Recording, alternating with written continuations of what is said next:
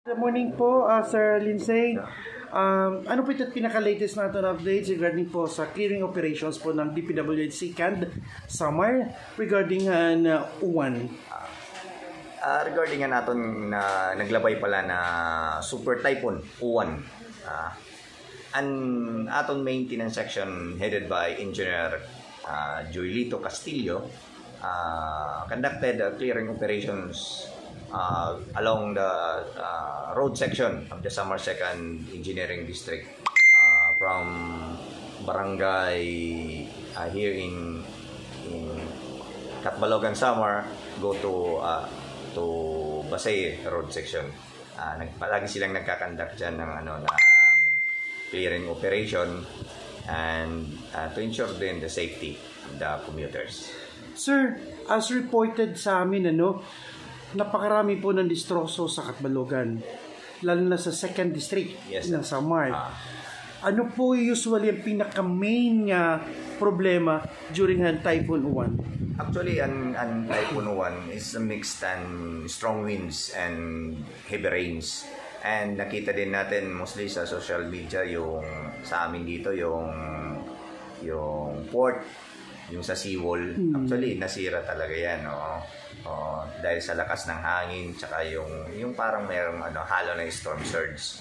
And luckily na-contain naman natin yan and right after na mag-subside yung ulan tsaka yung hangin, pinagpatuloy ng maintenance section yung clearing operations namin dito sa Catbalogan.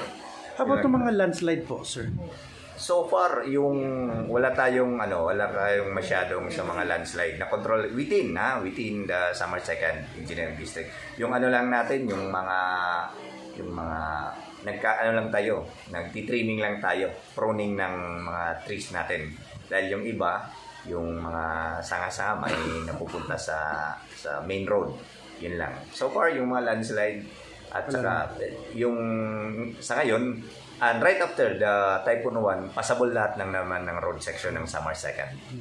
How about sabi mo kanina, reported sa inyo yung pier? Yes. Kailan ba siya totally natapos?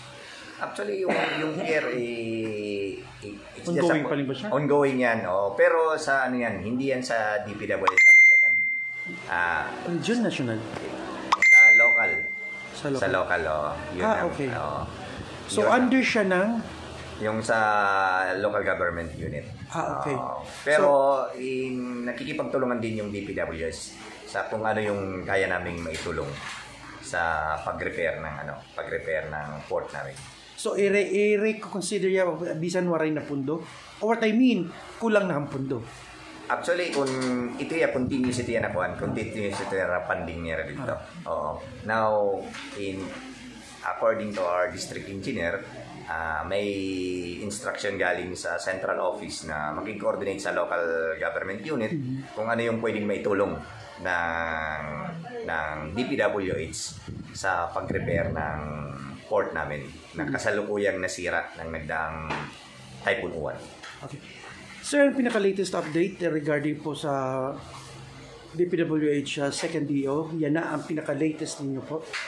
So far, yan na anaton niya na ginbabantayan, anaton layan na din niya aton opisina, and regarding lotan aton niya na mga patuloy anaton padayon nga pag-implement naton mga projects na parehanahan 2025 nga ma-implement naton nganin makakuan na naton implement na naton naton mga kuan, naka-schedule na ng mga bidding para ma-implement na naton ito the soonest possible time. Anong pinakadakong funding niya na at anong project po siya ngayon? Magawaray gud kita yan na nakukuha ko ng mga tinatawag ng mga high impact. May nakita naton mga high impact naton na unaan, di pa naton na Basay nga diha Eastern Samar nga road section. Pero finish na siya, di ba?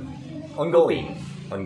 May dala naton mga kuan, may dala naton gintutuhay lang ng mga problema kanan mga right away, kanin mga clearances tikang iba na mga agencies like DNR, so ito. Ito hindi na part may dito hindi na part nga kalsada nga halos tatungan na niya.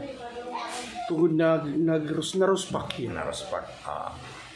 Ito yan amo to tira yan naging kaintatagan ni rin ko may dera mga corrective measures kung naanhon katapos part na ito ka na planning and design kung ano era mga kuan kung ano era may himo naton na mga solusyon regarding ito din na mga na-encounter naton na mga problema during the construction operations. Ano advice ni District Engineer Golmatico po? Aniyala kuan niya na itas be vigilant tapos kitaon naton na nga tanan ng mga projects naton na implement based on naton have approved plans and specifications ito taton ko kuan na ma-implement naton nga tanan 100% naton nganin naton quality kinahanglan mo pa indoor. Maraming salamat po Sir Lindsay at maraming salamat ulit at makabalik po ulit ako dito sa inyo. Welcome ka mo dito sir. Thank you. Good morning.